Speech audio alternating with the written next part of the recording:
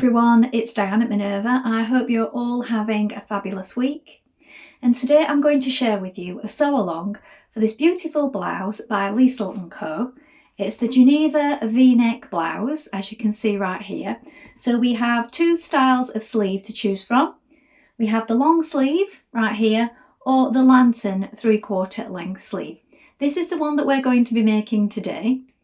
And what we're going to be using is a beautiful silk hammer textured satin. So it's a Minerva exclusive and the design is Daphne Daydream. It's really beautiful and bright, as you can see. It has a beautiful soft feel to it and that lovely texture. So it's going to make a fabulous blouse. We need to make sure we carefully prepare that fabric before we begin, and then of course check your sizing with the pattern and a tape measure to ensure the perfect fit. When you've done that, we're ready to begin cutting our pattern pieces together. So let's go and do that now. So here are our pattern pieces for our blouse. Here we have the back. You're going to cut one piece on the fold here and make a note of your markings. And here we have the front. Now for the front, you need to make sure that you join this top bodice piece and this lower bodice piece together at these lines indicated right here. Now you can also lengthen or shorten at this point, so you could do this before you add your pieces together. So you could add in an extra piece of paper onto the pattern, or you could just space them out when you're placing it on the fabric if you know exactly how much you need to lengthen it by. You've also got the lengthen or shorten marking here on the back. So again, note your markings. You're going to cut two pieces as a mirror image. Note the darts. The direction of growing is this way, and also this centre front and the centre front edge here. We also need to cut two pieces of interfacing to go on this front piece here, 1¼ inch wide and the length of this front panel. Here we have our sleeve pieces. So we are making the lantern sleeve today, the 3/4 length sleeve. So we're going to cut this piece, we're going to cut two pieces, the straight grain is this way, note your markings, and also this bottom piece. So it goes like this when we attach it because it's wider here and narrower at the bottom. So here we're going to cut two of this piece, the straight grain is this way, so this is the lower sleeve. Then we have the bias strips for the neckline and the sleeves. So this one, piece number 6 and piece number 9. We're going to cut these on the cross grain. You want one for the neck, and then you want this one, number 9, 2 for the facing of the sleeves. Finally, we have this piece, which is just your paper template for the button placement. So just cut that out of your pattern paper. Now, just a little note on when you're cutting your pattern pieces. The front bodice pieces are available in A, B and CD cup sizes, so you want to make sure that you cut the correct bodice piece for your cup size. So do check and measure yourself thoroughly before you cut these pieces out. Now we're ready to begin making our blouse. So first of all, you want to wind half of your thread onto your machine spool. I'm using a silk thread today. And then also check your machine needle. Now you will need a fine needle today, so either a 60 or a 70. Please test this on a piece of scrap fabric before we begin. And of course, when you're pinning throughout, make sure that you either use silk pins or that you pin in the very seam line. And the seam line is 1/2 inch or just over 1 centimetre in this particular pattern. When you've done all this, we're ready to begin making our blouse. So let's get started. Now first of all, we're going to stay stitch round our neckline.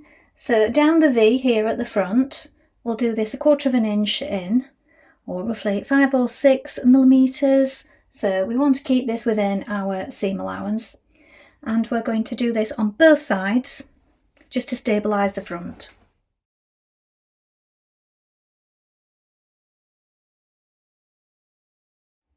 Now we're going to create our dart. So we have our markings here at the side, and then my marking here. This is the point that we're working towards. From the wrong side, we're going to bring those markings together like this, pinch it together, and we're working towards a gradual V to that point. So if you're adding pins, do take care not to mark your fabric. Just slide a little, but I find it is nice to work with. I've just done the one side and it doesn't really slide about too much, but just take care. So we're going to work to that V now, run off at the end, don't back tack, and then we're going to knot those threads down towards the point. Now I've made my stitch a little smaller to create this dart, just so that it's nice and tight.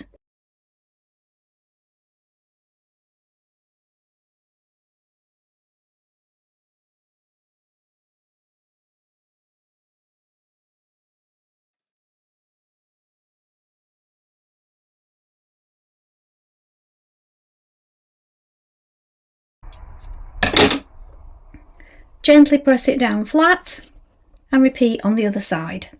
Now on the front of your blouse, you're going to turn back the front button band or placket, turn back the seam allowance like this and give it a press, and then turn it back to the fold line like this, so it will be in line with the top of your blouse here. Fold it back all the way down, but we're not going to stitch it just yet. You can also trim away your bit of interfacing that's sticking out at the top there. Do this on both sides.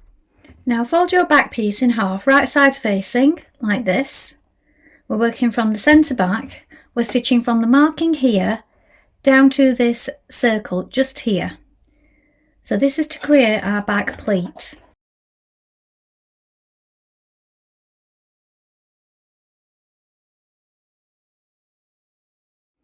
I'm going to open it up, and from the wrong side you're making the pleat like this. So we line up our markings on the back like this, and we stitch across the top just to keep that in place.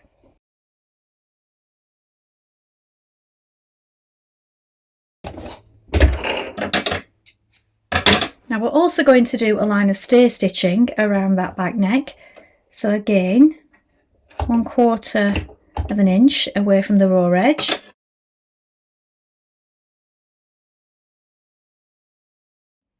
Now to keep this pleat in place at the bottom, just above the circle where you finish your stitching here, you're going to stitch across the pleat. You'll have to do this a half at a time because we're coming towards that centre. So from here to here, and then from here to here.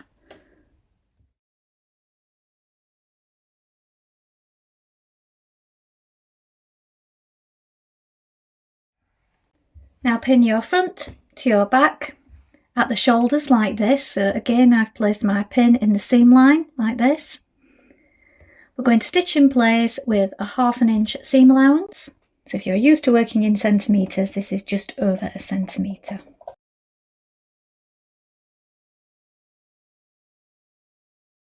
Now when you've done this, you can use your preferred method of edging, so either an overlock or zigzag finish, and then either press your seams open or to the back. Now we're going to take our bias tape and we're going to pin it around the neckline. So first of all, you want to turn this front placket back on itself. So we've got right sides facing like this. So we've turned it back on that fold line like this. We want to overlap our bias tape. So it's hanging over, look, and this will be on the inside. And you're going to stretch it ever so slightly as you pin it all the way around the front. Now you're stretching it a little bit just to stop the neckline from gaping. So all the way along the front, around the back of the neck and down the other side. And again at the other side, you'll have turned your placket back, right sides facing, and you'll overlap it. You will have a little extra here probably from pulling on it a little. Just snip that away. Once you've done that, we're going to stitch that in place. So we're starting at the outer edge and we're stitching all the way along that bias tape.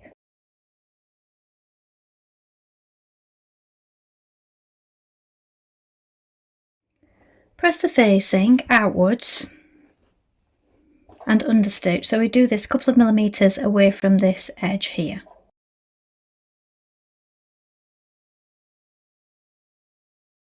Now turn your facing back to meet the stitching like this, then turn it back again so it's completely enclosed. And you want to roll it slightly so that that bias tape is not showing from the outside. Also poke out your front button plackets like this. Got a thread there, get rid of that. Now we're going to stitch up the front of your placket. We're going to edge stitch close to that front edge. And then when we get to here, we're going to stitch all the way along and around our bias tape.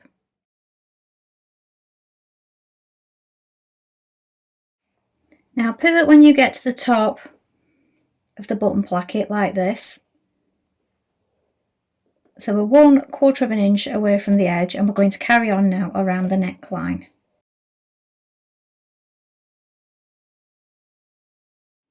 Now we're going to sew a line of gathering stitches around the head of each sleeve, starting from the notches here and ending at the notches here.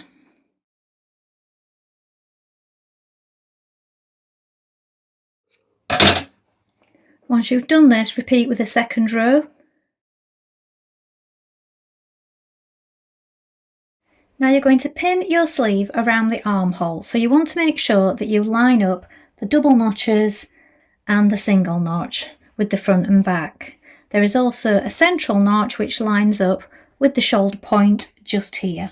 So pin it all the way along, again in the seam line to reduce damaging the fabric. Then we're going to stitch that in place with a 1/2 inch seam or 1.2 centimetres.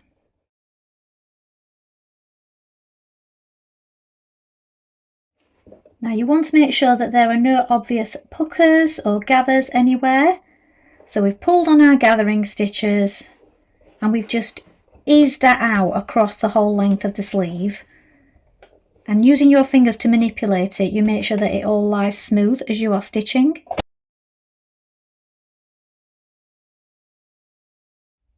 Now pin your front blouse to your back blouse, like this, right sides facing.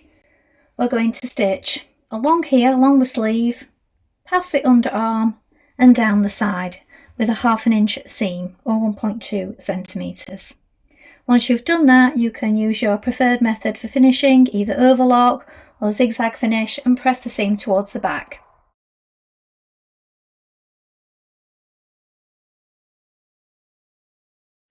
Now you're going to stitch together the seam on the lantern sleeve bottom piece. So bring the edges right sides facing together like this. We're going to stitch this seam with a 1/2 inch seam allowance. Once we've done that, we're going to edge finish it and either press to one side or press it open and flat.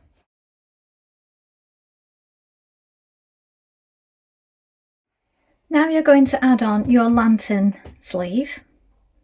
So what we want is we want right sides facing, and we want the widest point here joining the bottom of the sleeve. So here is the underarm seam and here is the seam on my sleeve. Push it through like this. So I've got those seams matching up, and here look, the widest point is going to the bottom of the sleeve because it shapes inwards and it is narrower further down the arm. So with right sides facing, pin that underarm seam together, and then at this side you've got your marking look. These two markings here and here want to line up. Pin that in place. Then you're going to stitch that seam with a 1/2 inch seam allowance.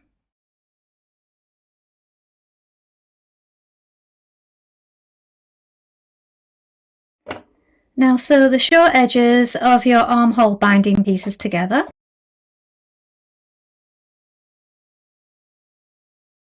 Now with right sides facing, you're going to pin that arm binding together like this with the bottom of the sleeve and pin it in place, lining up the underarm seam and your marking at the other side.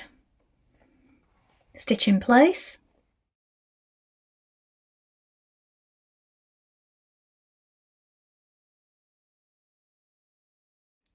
Press the binding outwards and understitch all the way around it, a few millimetres away from this seam right here.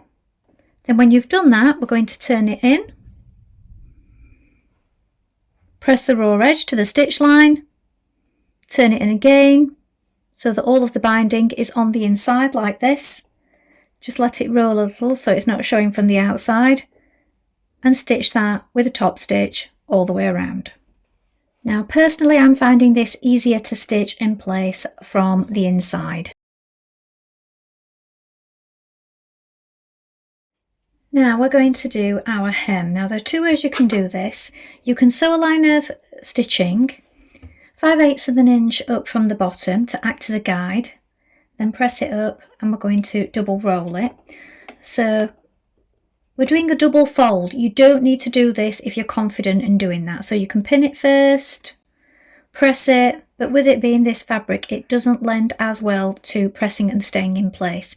So you might want to use your pins, or as I said, do a line of stitching to give yourself a guide to work to for when you fold it or press it up a little. Now stitch this in place. You do need to take care as it is a curved hem and curved around the side here down towards the back.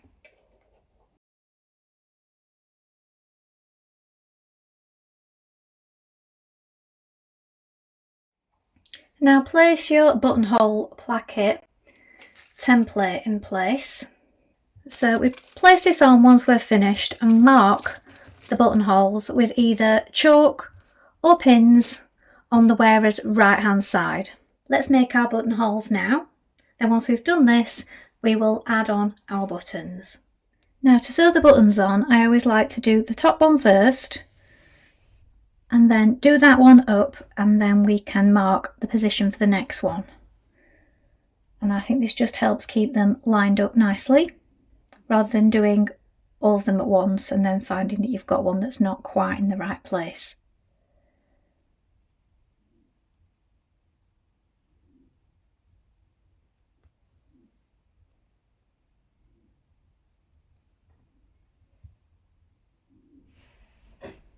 So here is the finished blouse. So as you can see, it's quite roomy here. So if you wanted to, you could probably size down if you wanted a more fitted look. But it does fit really well on the sleeve, so bear that in mind if you are going to size down, just to bring it in a little. So I'll turn around so you can see. So here is the curve. Then we have the pleat at the back and the curved hem around the bottom. Lantern sleeve. I think that is a nice effect for the sleeve, and it's quite a deep V. So again, if you prefer a smaller V, you might want to change the pattern a little here and bring this V up a little. Maybe use some tracing paper and just change that up if that's a little deep for you. Well, I hope you've enjoyed sewing along with me today. I think this is a really lovely pattern, an interesting sleeve detail. I think it makes a nice change to change up the sleeves a little, although you may wish to make the long sleeve version. And a really lovely make. If you're interested in the fabric, the links will be below. Don't forget you can take a look at the Minerva Craft Club if you'd like to get 10% off all your orders for a whole year, and you can create a free account with us to join in with our wonderful worldwide sewing community. Remember, if you've made this pattern before, include any photographs because we do love to see what you've been making, and it inspires others with your wonderful makes. That's all from me for today, but I hope to be back soon with more sewing inspiration for you. Thank you so much for watching today. Bye for now.